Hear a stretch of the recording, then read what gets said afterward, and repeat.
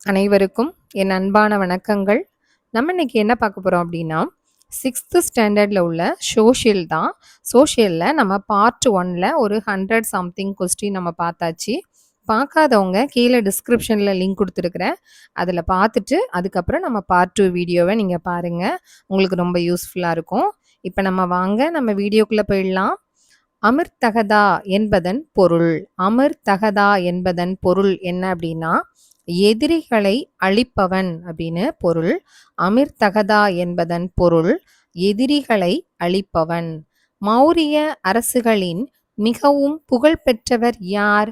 அசோகர். மௌரிய அரசர்களில மிகவும் புகழ்பெற்றவர் யாரு? அசோகர். அசோகர் எவ்வாறு அழைக்கப்பட்டார்? அசோகர் வந்து தேவனாம்பியர் அப்படின்ற பேரால அவர் அழைக்கப்பட்டாரு. அசோகர் எவ்வாறு அழைக்கப்பட்டார்? தேவனாம்பியர் என்ற பெயரால் அழைக்கப்பட்டார். அசோகர் வந்து தேவனாம்பியர்னு அழைக்கப்பட்டாரு. தேவனாம்பியர்னா என்ன? தேவனாம்பியர் என்றால் கடவுளுக்கு பிரியமானவன் அப்படின்னு அர்த்தம். கடவுளுக்கு பிரியமானவன் அப்படின்ற பேரைத்தான் அசோகருக்கு வந்து வச்சிருந்தாங்க. தேவனாம்பியர் என்றால் என்ன? கடவுளுக்கு பிரியமானவன். அசோகருடைய மகன் யார்? அசோகருடைய மகன் வந்து மகிந்தன். மகிந்தன். அசோகருடைய பையன் பேரு மகிந்தன். மகிந்தான்னு அதில் கொடுத்துருக்காங்க. மகிந்தா கிடையாது, மகிந்தன். மகேந்திரன் அப்படின்ற பேரு தான் மகிந்தன் அப்படின்ற பேரால அழைக்கிறாங்க. அடுத்தது வந்து அசோகருடைய மகள் யார் அப்படின்னா சங்கமித்ரா. சங்கமித்ரா இல்ல சங்கமித்திரை அப்படின்றது தான் அவங்களுடைய பேரு. அசோகருடைய மகள் யார் அப்படின்னா சங்கமித்திரை. இவங்க வந்து யார் அப்படின்னா ஒரு பௌத்த பெண் துறவி. அசோகருடைய மகள் வந்து ஒரு பௌத்த மதத்துடைய பெண் துறவி. அசோகருடைய முதல் மனைவி பேர் என்னன்னு கூட கேட்கலாம். இதுல இல்ல. அசோகருடைய முதல் மனைவி பேர் என்னன்னா தேவி. அவங்க தேவியோட மகள் தான் யார் அப்படின்னா இந்த சங்கமித்திரை, மகேந்திரன், அப்புறம் வந்து இன்னொரு பொண்ணு இருக்கிறாங்க அசோகருக்கு. அவங்க பேரு சாருமதி. இவங்க 3 பேருமே அசோகருடைய குழந்தைங்க தான். அசோகருக்கு வந்து மகேந்திரன்ற ஒரு பையன், அசோகருடைய மகள் வந்து சங்கமித்திரையும் சாருமதி அப்படிங்கிற பொண்ணும் இருக்காங்க. இவங்களோட அம்மா யார் அப்படின்னா அசோகருடைய முதல் மனைவி பெயர் வந்து தேவி. இந்த தேவியோட குழந்தைங்க தான் வந்து யார் அப்படின்னா மகேந்திரனும் சங்கமித்திரை சாருமதி. இந்த சங்கமித்திரை வந்து ஒரு பௌத்த பெண் துறவி. மகேந்திரன் வந்து அசோகருடைய மகன். இந்த மகேந்திரனும் இந்த சங்கமித்திரை இவங்க 2 பேரும் தான் பௌத்த மதத்தை பரப்புறதுக்காக இலங்கைக்கு அனுப்புனாரு. யாரு? அசோகர். அசோகர் யாரை பௌத்த மதத்தை பரப்ப இலங்கைக்கு அனுப்பினார் அப்படின்னு கேட்டாங்கன்னா, மகேந்திரனையும் சங்கமித்திரையையும் அவங்க பௌத்த மதத்தை பரப்புறதுக்காக இலங்கைக்கு அனுப்புனாரு. இப்ப நீங்க ஒரு கொஸ்டின் கேட்கலாம். அப்ப சாருமதி என்ன பண்ணாங்க அப்படின்னு சொல்லி. அசோகருடைய மற்றொரு மகள் யாரு? சாருமதி. இவங்க வந்து என்ன செஞ்சாங்க அப்படின்னா, இவங்க நேபாளத்துல பௌத்த மதத்தை பரப்புறதுக்காக கிளம்பி போயிட்டாங்க அவங்க. சரிங்களா? அவங்க வந்து யாரு? சாருமதி. இதுல இல்ல. நான் சொல்லியிருக்கேன். அடுத்தது பாருங்க. மகா மாந்திரர்கள் என்னும் புதிய அதிகாரிகளை பணி அமர்த்தியவர் யார் அப்படின்னா அசோகர் தான். மகா மாந்திரர்கள் என்னும் புதிய அதிகாரிகளை பணி அமர்த்தியவர் யார் அப்படின்னா அசோகர். லைட்டா ஒருக்கா பார்த்துடலாமா? அமிர்தகதா அப்படின்னா எதிரிகளை அழிப்பவன். மௌரிய அரசர்களுடைய மிகவும் புகழ்பெற்றவர் யார் அப்படின்னா அவர் வந்து அசோகர். அசோகரை எப்படி அழைச்சாங்க? தேவனாம்பியர் அப்படின்ற பேரால அழைச்சாங்க. தேவனாம்பியர்னா என்ன அர்த்தம்? கடவுளுக்கு பிரியமானவன் அப்படின்னு அர்த்தம். அசோகருடைய மனைவி பெயர் என்னது? தேவி. அசோகருடைய மனைவி பெயர் தேவி. அசோகருக்கு வந்து 2 மகள் இருந்தாங்க. அசோகருடைய மகன் பேரு மகேந்திரன் என்ற மகிந்தன். அசோகருடைய மகள் பேர் என்னதுன்னா சங்கமித்திரை. சங்கமித்ரா என்ற சங்கமித்திரை. இவங்க வந்து ஒரு பௌத்த பெண் துறவி. அசோகர் வந்து யார பௌத்த மதத்தை பரப்புறதுக்காக இலங்கைக்கு அனுப்புனாரு? இந்த மகேந்திரன் என்ற மகிந்தனையும் சங்கமித்ரா என்ற சங்கமித்திரையையும் இலங்கைக்கு அனுப்புனாரு பௌத்த மதத்தை பரப்புறதுக்காக. மகா மாந்திரர்கள் என்னும் புதிய அதிகாரிகளை பணியமர்த்தியவர் யாரு? அசோகர். இந்த அசோகருக்கு வந்து சாருமதி அப்படிங்கிற இன்னொரு பொண்ணு இருக்குது. அது வந்து அந்த பொண்ணு வந்து அசோகருடைய இன்னொரு மகள். இவ இவ இந்த பொண்ணு வந்து நேபாளத்துக்கு போய் பௌத்த மதத்தை பரப்புனாங்க. அடுத்தது போயிடலாமா? தமிழ் மொழியானது லத்தீன் மொழிக்கு இணையான பழமையான மொழி அப்படின்னு கூறியவர் யார் அப்படின்னா ஜார்ஜ் எல் ஹார்ட். தமிழ் மொழியானது லத்தீன் மொழிக்கு இணையான பழமையான மொழி அப்படின்னு சொன்னவர் யார் அப்படின்னா ஜார்ஜ் எல் ஹார்ட். சோழ அரசர்களில் பிரபலமானவர் யார்? கரிகாலன். சோழ அரசர்கள்லேயே பிரபலமானவர் யாரு? கரிகாலன். கரிகால் வளவன். அவனுடைய என்ன சொல்லுவாங்க? கரிகாலன் அப்படிங்கிறது கரிகால் வளவன். கரிந்த காலை உடையவன், அதனால கரிகால் வளவன். அடுத்தது, கரிகாலன் தன்னை எதிர்த்த சேர பாண்டிய மன்னர்களை தஞ்சாவூரில் எந்த இடத்தில் அவர் தோற்கடித்தார் அப்படின்னா வெண்ணி அப்படிங்கிற இடத்துல தான் தோற்கடித்தார். கரிகாலன் தன்னை எதிர்த்த சேர பாண்டிய மன்னர்களை தஞ்சாவூரில் எந்த இடத்தில் தோற்கடித்தார்? வெண்ணி அப்படிங்கிற இடத்துல தோற்கடித்தார். சங்க காலத்தில் மிகவும் புகழ்பெற்ற போர் வீரன் யார்? நெடுஞ்செழியன். சங்க காலத்துல மிகவும் புகழ்பெற்ற ஒரு போர் வீரன் யார் அப்படின்னா அது நெடுஞ்செழியன். அடுத்தது பாருங்க, கொற்கையின் தலைவன் எனப்பட்டது யார்? நெடுஞ்செழியனை தான் கொற்கையின் தலைவன் அப்படின்னு சொல்லுவோம். கொற்கையின் தலைவன் நெடுஞ்செழியன்.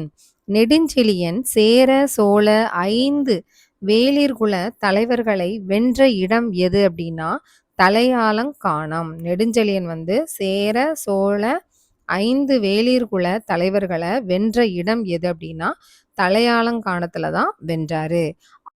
கிமு 2ஆம் நூற்றாண்டில் எந்த ஒப்பந்தம் அலெக்சாண்ட்ரியாவுக்கும் முசிறிக்கும் இடையிலான வணிக தொடர்பை குறிப்பிடுகிறது அப்படின்னா பாப்ரஸ் இலையில் எழுதப்பட்ட ஒப்பந்தம். பாப்ரஸ் இலையில் எழுதப்பட்ட ஒப்பந்தம். கிமு 2ஆம் நூற்றாண்டில் எந்த ஒப்பந்தம் அலெக்சாண்ட்ரியாவுக்கும் முசிறிக்கும் இடையிலான வணிக தொடர்பை குறிப்பிடுகிறது அப்படின்னா பாப்ரஸ் இலையில் எழுதப்பட்ட ஒப்பந்தம். சங்க காலம் எப்போது சரிவை கண்டது? கிபி 3ஆம் நூற்றாண்டுல தான் சங்க காலம் வந்து சரிவை கண்டது. இது ஒரு முக்கியமான கொஸ்டின். சங்க காலம் எப்பொழுது சரிவை கண்டது? கிபி 3ஆம் நூற்றாண்டில். மௌரிய பேரரசின் கடைசி அரசர் யார் அப்படின்னா பிரீஹத்ரதா. மௌரிய பேரரசின் கடைசி அரசர் யார்? பிரீஹத்ரதா. அடுத்தது, சமஸ்கிருத மொழியின் 2வது இலக்கண அறிஞர் யார் அப்படின்னா பதஞ்சலி. சமஸ்கிருத மொழியின் 2வது இலக்கண அறிஞர் யார்? பதஞ்சலி. கடைசி சுங்க அரசர் யார் அப்படின்னா தேவபூஹி அப்படிங்கிறவர் தான் கடைசி சுங்க அரசர். கடைசி சுங்க அரசர் யார்? தேவபூஹி. வாசுதேவ கன்வர். வாசுதேவ கன்வர் எந்த வம்சத்தை சேர்ந்தவர் அப்படின்னா கன்வர் வம்சத்தை சேர்ந்தவர். வாசுதேவ கன்வர் எந்த வம்சத்தை சேர்ந்தவர்? கன்வர் வம்சத்தை சேர்ந்தவர். இந்தியாவில் இந்தோ கிரேக்கர் ஆட்சிக்கு முற்றுப்புள்ளி வைத்தவர் யார் அப்படின்னா சாகர்கள் அப்படிங்கிறவர் தான். இந்தியாவில் இந்தோ கிரேக்கர் ஆட்சிக்கு முற்றுப்புள்ளி வைத்தவர்கள் யார்? சாகர்கள். சாகர்களுடைய ஆட்சி எங்கு நிறுவப்பட்டுச்சு அப்படின்னா காந்தாரா பகுதியில தான் நிறுவப்பட்டுச்சு. சாகர்களுடைய ஆட்சி எங்கு நிறுவப்பட்டது? காந்தாரா பகுதியில். சாகர் வம்சத்தின் மிக முக்கியமான புகழ்பெற்ற அரசர் யார் அப்படின்னா ருத்ரதாமன் அப்படிங்கிறவர் தான் சாக வம்சத்துடைய மிக முக்கியமான ஒரு புகழ்பெற்ற அரசர் வந்து ருத்ரதாமன். தூய சமஸ்கிருதத்தில் எழுதப்பட்ட முதல் கல்வெட்டு எது அப்படின்னா ஜீனாகத் மற்றும் கிர்னாக் கல்வெட்டு. ஜீனாகத் மற்றும் கிர்னார் கல்வெட்டு. தூய சமஸ்கிருதத்தில் எழுதப்பட்ட முதல் கல்வெட்டு எது? ஜீனாகத் மற்றும் கிர்னார் கல்வெட்டு. இந்தோ பார்த்திய அரசு யாரால் நிறுவப்பட்டது அப்படின்னா கோண்டோபாத் அப்படிங்கிறவரால நிறுவப்பட்டது. இந்தோ பார்த்திய அரசு யாரால் நிறுவப்பட்டது அப்படின்னா கோண்டோபாத் அப்படிங்கிறவரால நிறுவப்பட்டது. கோண்டோபாத் பெர்னசால் அப்படிங்கிறவரால தான் நிறுவப்பட்டது. இந்தோ பார்த்திய அரசு யாரால் நிறுவப்பட்டது? கோண்டோ பெர்னசால் அப்படிங்கிறவரால நிறுவப்பட்டது. புனித தாமஸிடம் தொடர்புடைய பெயர் எது? புனித தாமஸிடம் தொடர்புடைய பெயர் எது அப்படின்னா கோண்டோ பெர்னஸ் அப்படின்ற பேரு. புனித தாமஸிடம் தொடர்புடைய பெயர் எது? கோண்டோ பெர்னஸ். யூச்சி பழங்குடி இனத்தின் ஒரு பிரிவினர் யார் அப்படின்னா குஷானர்கள்.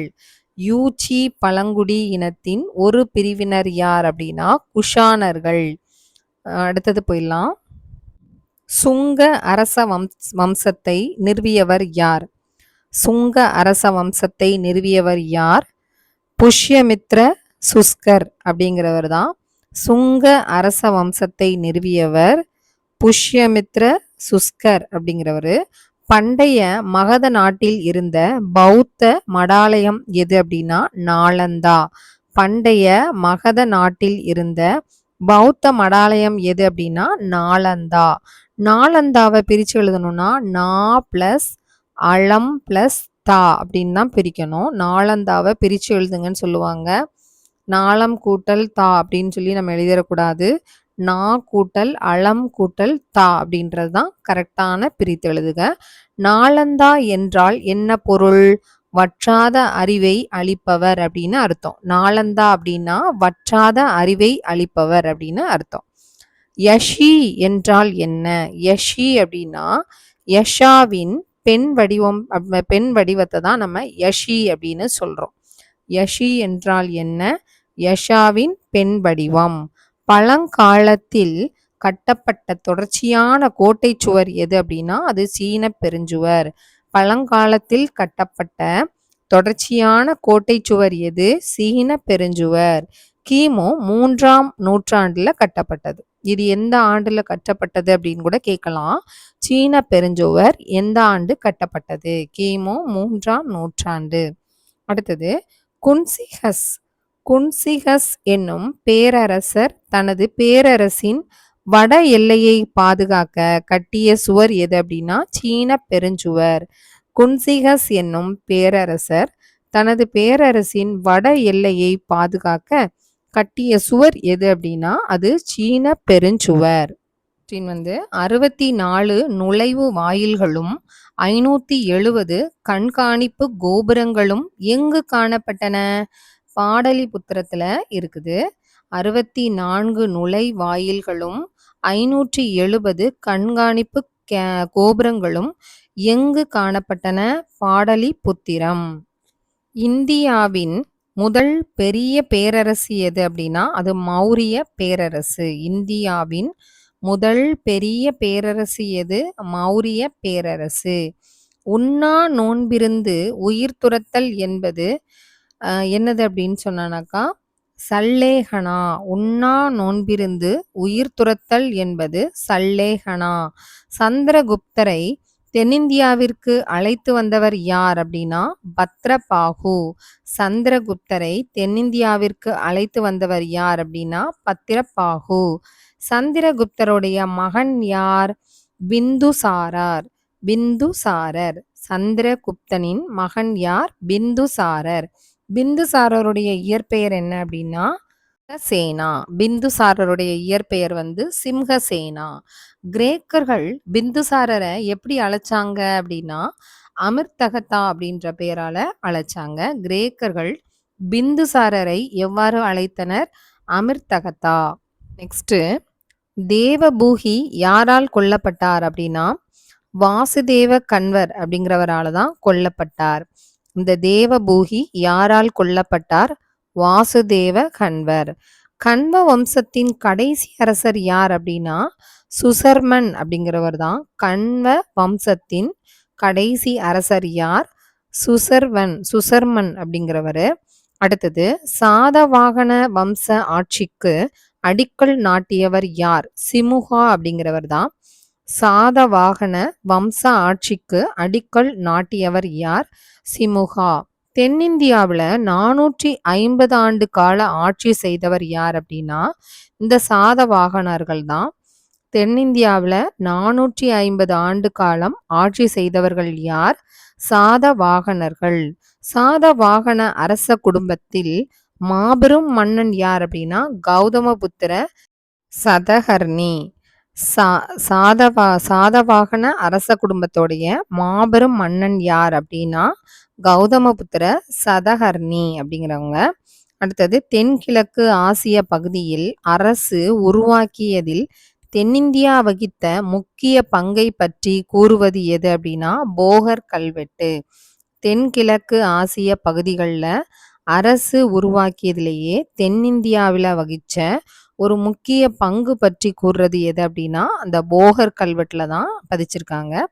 சட்டசாய் அதாவது சப்தஹரி அப்படின்னு சொல்லுவோம். சட்டசாய் என்ற நூலை எழுதியவர் யார் அப்படின்னா அரசர் ஹாலா அப்படிங்கிறவர் தான்.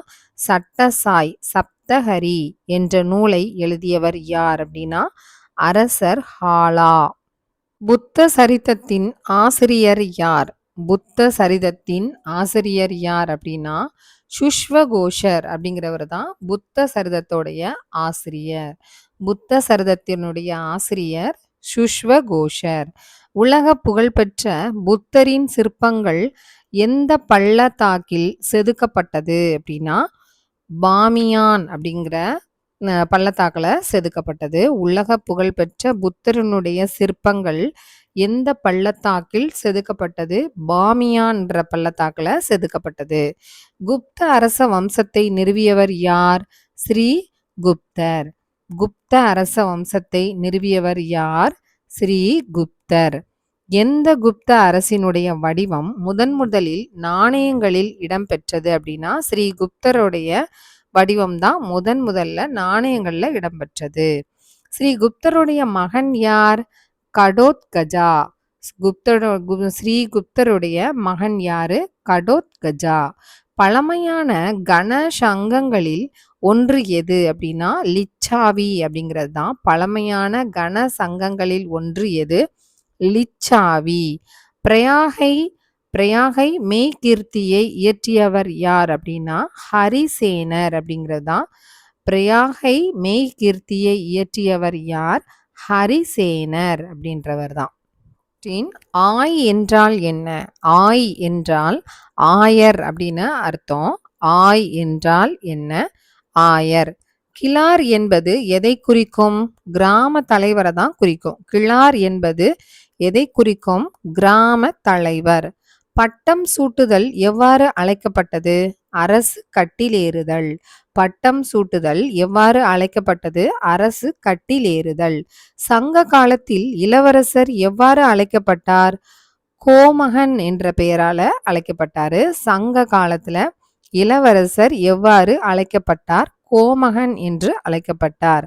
சங்க காலத்தில் வருவாயின் முக்கிய ஆதாரம் எது அப்படின்னா நிலவரி. சங்க காலத்தில் வருவாயின் முக்கிய ஆதாரம் எது அப்படின்னா நிலவரி. சங்க காலத்தின் நிலவரி எவ்வாறு அழைக்கப்பட்டது? இறை என்ற பெயரால் அழைக்கப்பட்டது. சங்க காலத்தின் நிலவரி எவ்வாறு அழைக்கப்பட்டது? இறை. ஏரி ஈட்டி எதை குறிக்கும்? தோமாரம் அப்படிங்கிறத குறிக்கும். ஏரி ஈட்டி அப்படிங்கிறது எரி ஈட்டி அப்படிங்கிறது தோமாரம் அப்படிங்கிறத குறிக்கும். ஆயுதங்கள் வைக்கப்பட்ட இடம் எவ்வாறு அழைக்கப்பட்டது? படைக்கொட்டில். ஆயுதங்கள் வைக்கப்பட்ட இடம் எவ்வாறு அழைக்கப்பட்டது? படைக்கொட்டில் என்ற பெயரால அழைச்சாங்க. அடுத்தது சரிசமமான சமூக அந்தஸ்தை கொண்ட மக்களை குறிக்கும் சொல் எது அப்படின்னா கணா. சரிசமமான சமூக அந்தஸ்தை கொண்ட மக்களை குறிக்கும் சொல் எது? கணா. சங்கா என்றால் என்ன பொருள்? சங்கா அப்படின்னா மன்றம் என்பது பொருள். சங்கா என்றால் என்ன பொருள்? மன்றம். முடியாட்சி முறைக்கு பின்னால் மேட்டுக்குடி மக்கள் அடங்கிய ஆட்சி முறை எது அப்படின்னா கண சங்கங்கள். கண சங்கங்கள். முடியாட்சி முறைக்கு பின்னால் மேட்டுக்குடி மக்கள் அடங்கிய ஆட்சி முறை எது அப்படின்னா கண சங்கங்கள். மக்கள் குழுவாக குடியேறிய தொடக்க கால இடங்கள் எவ்வாறு அழைக்கப்பட்டன? ஜனபதங்கள் என்ற பெயரால அழைக்கப்பட்டது. மக்கள் குழுவாக குடியேறிய தொடக்க கால இடங்கள் எவ்வாறு அழைக்கப்பட்டன? ஜனபதங்கள். பரந்து விரிந்து மக்கள் வாழும் பகுதிகள் எதனால் தோன்றின? இரும்பின் பரவலான பயன்பாட்டால். பரந்து விரிந்த மக்கள் வாழும் பகுதிகள் எதனால் தோன்றின? இரும்பினுடைய பரவலான பயன்பாட்டால். ஹரியங்கா வம்சம் எப்போது தொடங்கியது? பிம்பிசாரரோட காலத்துல தான் இந்த ஹரியங்கா வம்சம் வந்து தொடங்குச்சு. ஹரியங்கா வம்சம் எப்பொழுது தொடங்கியது? பிம்பிசாரர் காலத்தில். அடுத்தது சிசுநாக வம்சத்தை சேர்ந்த அரசர் யார் அப்படின்னா காலசோகா. சிசுநாக வம்சத்தை சேர்ந்த அரசர் யாரு? காலசோகா. நெக்ஸ்ட் அசோகருடைய தலைநகர் எது அப்படின்னா பாடலிபுத்திரம். அசோகருடைய தலைநகர் எது? பாடலிபுத்திரம். அசோகர் தனது 3வது பௌத்த மாநாட்டை எங்கு நடத்தினாரு? பாடலிபுத்திரத்துல நடத்தினாரு.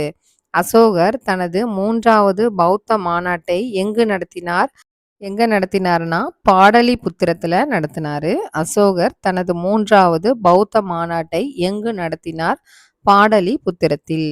மௌரியரின் நிர்வாகத்திற்கு மிகவும் உதவியாக இருந்த அமைச்சரவை எது அப்படின்னா மந்திரி பரிஷத்.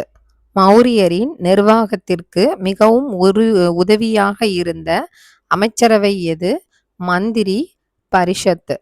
அடுத்தது மௌரியரின் நிர்வாகம் யாரின் கீழ் இருந்தது? மௌரியருடைய நிர்வாகம் யாரின் கீழ் இருந்தது அப்படின்னா நகரிகா என்னும் அதிகாரியோட கீழே தான் இருந்துச்சு.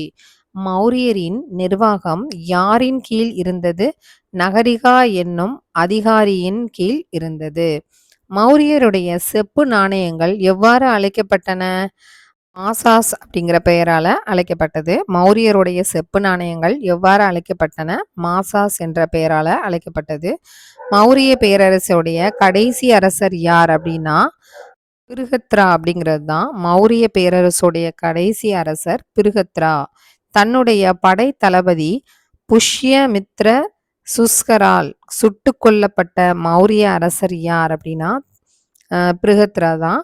தன்னுடைய படை தளபதி புஷ்யமித்ர சுஸ்கரால் சுட்டு கொல்லப்பட்ட மௌரிய அரசர் யார்? பிருகத்ரா. நெக்ஸ்ட் குஷான பேரரசின் மாபெரும் அரசர் யார்? கனிஷ்கர். குஷான பேரரசின் மாபெரும் அரசர் யார்? கனிஷ்கர். குஷானர்களில் மிகவும் புகழ்பெற்ற முதல் அரசியல் மற்றும் இராணுவ தளபதி யார் அப்படின்னா கனிஷ்கர் தான். குஷானர்களுடைய மிகவும் புகழ்பெற்ற முதல் அரசியல் மற்றும் இராணுவ தளபதி யார்? கனிஷ்கர். கனிஷ்கர் ஒரு பௌத்தர். கனிஷ்கர் வந்து ஒரு பௌத்தர். எந்த பேரவையில் பௌத்தம் மகாயானம் அப்புறம் ஹீனயானம் என 2ஆக பிரிந்தது? எந்த பேரவையில பௌத்தம் வந்து மகாயானம் ஹீனயானம் அப்படின்னு 2ஆ பிரிஞ்சது அப்படின்னா 4ஆம் பௌத்த பேரவையில தான் 2ஆ பிரிஞ்சது. அடுத்தது பாடலிபுத்திரத்தை சேர்ந்த பௌத்த துறவியான அஸ்வகோஷரின் போதனையில் பௌத்தத்தை தழுவியது யார் அப்படின்னா கனிஷ்கர் தான். பாடலிபுத்திரத்தை சேர்ந்த பௌத்த துறவியான அஸ்வகோஷரின் போதனையில் பௌத்தத்தை தழுவியது யார் அப்படின்னா கனிஷ்கர். முதல் சமஸ்கிருத நாடகம் எது? புத்த சரிதம். முதல் சமஸ்கிருத நாடகம் எது? புத்த சரிதம். நெக்ஸ்ட் சிசுநாக வம்சத்தின் தலைநகரை ராஜகிருகத்தில் இருந்து பாடலிபுத்திரத்திற்கு மாற்றியவர் யார் அப்படின்னா காலசோகா. சிசுநாக வம்சத்தின் தலைநகரை ராஜகிருகத்திலிருந்து பாடலிபுத்திரத்திற்கு மாற்றியவர் யார் அப்படின்னா காலசோகா. 2ஆம் பௌத்த மாநாட்டை வைசாலியில் கூட்டியவர் யார் அப்படின்னா காலசோகா தான். 2ஆம் பௌத்த மாநாட்டை வைசாலியில் கூட்டியவர் யார்? காலசோகா. முதல் பௌத்த மாநாட்டை ராஜதுருகத்தில் கூட்டியவர் யார் அப்படின்னா அஜாத சத்ரு. முதல் பௌத்த மாநாட்டை ராஜதுருகத்தில் கூட்டியவர் யார்? அஜாத சத்ரு. இந்தியாவில் வந்து முதல் பேரரசை உருவாக்கியவர்கள் யார் அப்படின்னா நந்த வம்சர்கள். இந்தியாவின் முதலில் பேரரசை உருவாக்கியவர்கள் யார்? நந்த வம்சர்கள். நந்த வம்சத்தினுடைய முதல் அரசர் யார் அப்படின்னா மகாபத்ம நந்தர். நந்த வம்சத்தினுடைய முதல் அரசர் யார்? மகாபத்ம நந்தர். நந்த வம்சத்துடைய கடைசி அரசர் யார் அப்படின்னா தனதத்தர். நந்த வம்சத்தினுடைய கடைசி அரசர் யாரு? தனதந்தர். நெக்ஸ்ட் வந்து பிரசங்கி என்பதன் பொருள் என்ன? பிரசங்கி என்பதன் பொருள் என்ன? ஒருவரை பாராட்டி புகழ்றத தான் நம்ம பிரசங்கி அப்படின்னு சொல்றோம். பிரசங்கி என்பதன் பொருள் ஒருவரை பாராட்டி புகழ்தல். கவிராஜா என்னும் பட்டம் பெற்றவர் யார்? சமுத்திரகுப்தர். கவிராஜா என்னும் பட்டம் பெற்றவர் யார்? சமுத்திரகுப்தர். அடுத்தது பாருங்க, விக்ரமாதித்யர் என அழைக்கப்பட்டவர் யார்? இரண்டாம் சந்திரகுப்தர். விக்ரமாதித்யர் என அழைக்கப்பட்டவர் யார்? இரண்டாம் சந்திரகுப்தர். பிரசங்கி என்பதன் பொருள் ஒருவரை பாராட்டி புகழ்தல். கவிராஜா என்னும் பட்டம் பெற்றவர் யாரு? சமுத்திரகுப்தர். விக்ரமாதித்யர் என அழைக்கப்பட்டவர் யாரு? இரண்டாம் சந்திரகுப்தர். யாருடைய ஆட்சி காலத்தில் பாகியான் என்னும் சீன பௌத்த அறிஞர் இந்தியா வந்தார் அப்படின்னா இரண்டாம் சந்திரகுப்தர். யாருடைய ஆட்சி காலத்துல பாகியான் என்னும் சீன பௌத்த அறிஞர் இந்தியா வந்தார் அப்படின்னா இரண்டாம் சந்திரகுப்தர். நாலந்தா பல்கலைக்கழகத்தை உருவாக்கியவர் யார் அப்படின்னா குமாரகுப்தர். நாலந்தா பல்கலைக்கழகத்தை உருவாக்கியவர் குமாரகுப்தர். அடுத்தது, குப்த பேரரசினுடைய அங்கீகரிக்கப்பட்ட கடைசி அரசர் யார் அப்படின்னா விஷ்ணுகுப்தர். குப்த பேரரசின் அங்கீகரிக்கப்பட்ட கடைசி அரசர் யார் அப்படின்னா அது விஷ்ணுகுப்தர். நெக்ஸ்ட், சங்க கால ஒட்டுமொத்த ஆட்சி பகுதி எவ்வாறு அழைக்கப்பட்டது? மண்டலம் அப்படிங்கிற பெயரால அழைக்கப்பட்டது. சங்க கால ஒட்டுமொத்த ஆட்சி பகுதி எவ்வாறு அழைக்கப்பட்டது? மண்டலம். துறைமுகங்களை குறிக்கும் பொதுவான சொல் எது அப்படின்னா புகார். துறைமுகங்களை குறிக்கும் பொதுவான சொல் எது? புகார். கடற்கரை நகரங்களுக்கு என்ன பெயர்? பட்டினம் அப்படிங்கிறது பெயர். கடற்கரை நகரங்களுக்கு என்ன பெயர்? பட்டினம். சங்ககால ஒட்டுமொத்த ஆட்சி பகுதியை என்ன அழைக்கிறோம்? மண்டலம். துறைமுகங்களை குறிக்கக்கூடிய ஒரு பொதுவான சொல் எது அப்படின்னா புகார். கடற்கரை நகரங்களுக்கு என்ன பேரு? பட்டினம். அடுத்தது பாருங்க, இது முக்கியமான கொஸ்டின். முல்லை காடும் காடு சார்ந்த இடமும், மருதம் வயலும் வயல் சார்ந்த இடமும், நெய்தல் கடலும் கடல் சார்ந்த இடமும், பாலை வறண்ட நிலம். முல்லை காடும் காடு சார்ந்த இடமும், மருதம் வயலும் வயல் சார்ந்த இடமும், நெய்தல் கடலும் கடல் சார்ந்த இடமும், பாலை வண்டல் நிலம். அடுத்தது பாருங்க, சங்க காலத்தில் எத்தனை பெண் புலவர்கள் இருந்தாங்க? சங்க காலத்துல 40 பெண் புலவர்கள் இருந்தாங்களாம். சங்க காலத்தில் எத்தனை பெண் புலவர்கள் இருந்தார்கள்? 40 பெண் புலவர்கள் இருந்தார்கள். சங்க கால மக்களினுடைய முதன்மை கடவுள் யார் அப்படின்னா ஷேயோன் அப்படிங்கிறது தான். அது முருக கடவுளை தான் சொல்றோம். சங்க கால மக்களுடைய முதன்மை கடவுள் யார்? சேயோன், முருக கடவுள்.